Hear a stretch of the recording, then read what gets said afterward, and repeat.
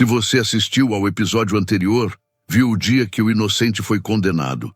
Viu Jesus carregando a cruz pelas ruas de Jerusalém. Viu a crucifixão. Viu tudo desabar. Aquele foi o pior dia da história. Mas você já parou para pensar no que aconteceu no dia depois? Não é a sexta-feira. Você já conhece aquela história. Não é o domingo. A ressurreição é celebrada em igrejas do mundo inteiro. É o sábado, o dia do meio, o dia que ninguém fala. E esse dia, meu amigo, é onde a fé é realmente testada. Porque naquele sábado, parecia que Deus havia desaparecido completamente. Para entender o Sábado Santo, você precisa entender o que aconteceu na sexta-feira. Jesus foi crucificado no Gólgota, o lugar da caveira. Por volta das 9 da manhã, passou 6 horas na cruz sob sofrimento indescritível. Suas últimas palavras foram: "Está consumado." E então, por volta das 3 da tarde, ele entregou o Espírito. Mas aqui está o detalhe importante. Era a véspera do sábado. O sábado judaico estava começando ao pôr do sol. Então José de Arimateia, um membro do Sinédrio, um homem rico que era discípulo secreto de Jesus, pediu permissão a Pilatos para remover o corpo da cruz antes que o sábado começasse. Era contra a lei judaica deixar um corpo pendurado durante o sábado. José envolveu o corpo de Jesus em um lençol de linho fino, um tecido caro, reservado para pessoas de importância.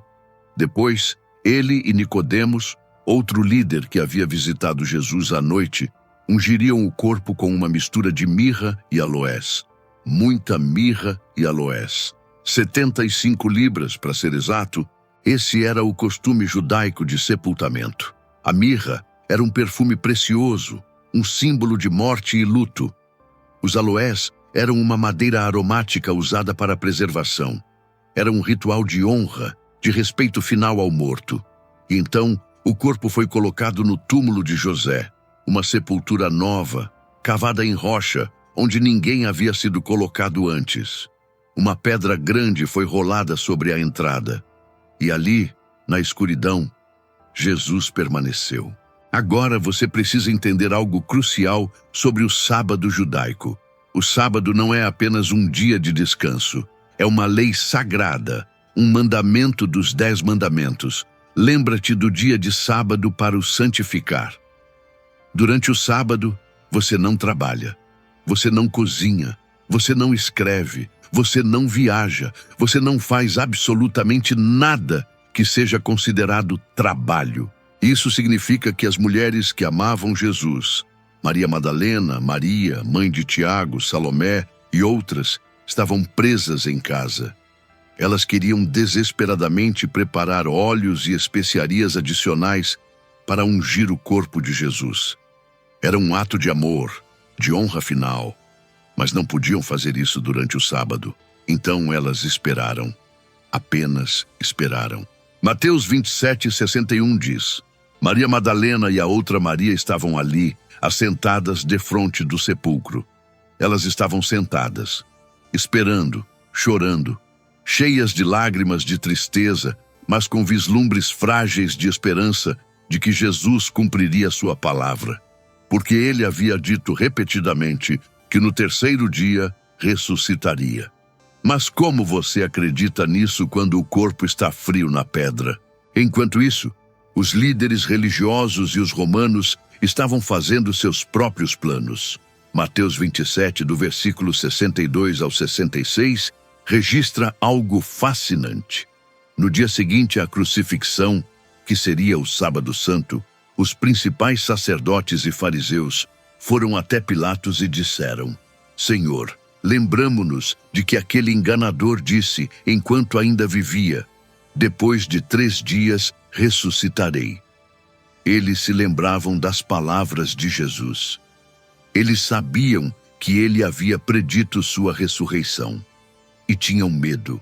Então pediram a Pilatos: ordena, pois, que o sepulcro seja guardado até ao terceiro dia, para que não venham os seus discípulos, o roubem e digam ao povo: ressuscitou dos mortos, e será o último engano pior que o primeiro.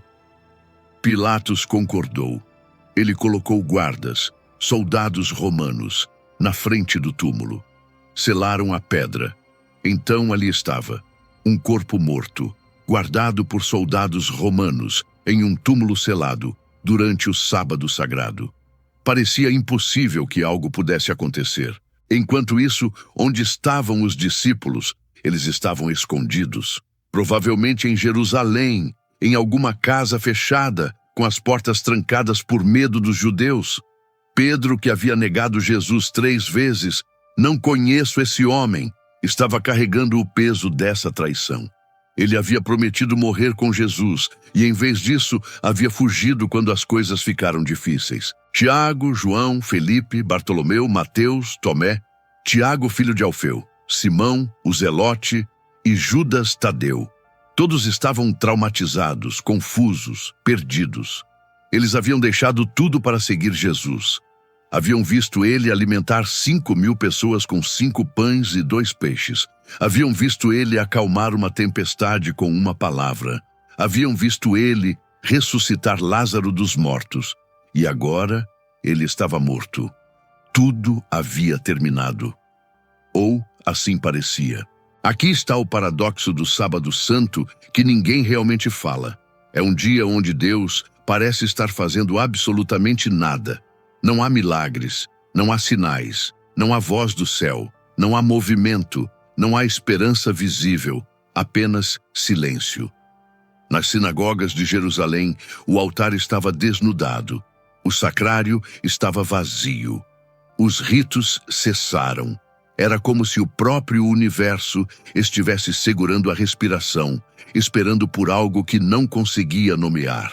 E para aqueles que amavam Jesus, esse silêncio era ensurdecedor. Porque quando você perde alguém que ama, realmente ama, não é a dor aguda do momento da perda que mais dói. É a ausência contínua. É a realização lenta de que essa pessoa não voltará. É aprender a viver em um mundo onde ela não existe mais. O Sábado Santo é 40 horas de ausência pura. 40 horas onde Deus não fala. 40 horas onde nada acontece. 40 horas onde a fé é testada não pela emoção, não pela evidência, não pela compreensão, mas apenas pela confiança nua e crua de que Ele cumpriu sua palavra. Mas aqui está o que o Sábado Santo nos ensina, e é profundo. Nem tudo é sobre ação, nem tudo é sobre fazer, construir, resolver, controlar. Os discípulos tiveram que aprender isso naquele sábado. Eles tiveram que desistir do controle, desistir da compreensão, desistir da capacidade de agir. Tiveram que simplesmente estar. E nós também precisamos disso. Em um mundo que nos grita constantemente para fazer mais, ser mais, conseguir mais, produzir mais, o Sábado Santo nos convida a parar, a colocar nossas agendas pessoais de lado, a estar com Deus no silêncio e na espera. Porque às vezes, enquanto você está esperando, enquanto parece que Deus não está fazendo nada, Ele está preparando tudo. Ele está preparando a resposta final. Mas o Sábado Santo não termina em escuridão completa. À noite, quando o sábado se encerra, por volta das 6 da tarde, quando as primeiras estrelas aparecem no céu, começa a Vigília Pascal. É considerada a mãe de todas as vigílias na tradição cristã. É quando os fiéis acendem velas, tocam sinos, a esperança que estava adormecida durante todo o dia começa a despertar. Porque naquela noite, enquanto o mundo dorme, algo está acontecendo que ninguém consegue ver. A morte está sendo vencida. O preço que foi pago na sexta-feira está sendo aceito pelo Pai. E a resposta de Deus, a resposta final, está prestes a ser revelada. Porque Jesus não está apenas morto, Ele está descendo aos lugares inferiores. Efésios 4:9. Ele está proclamando libertação aos cativos. Ele está quebrando as correntes da morte de dentro para fora.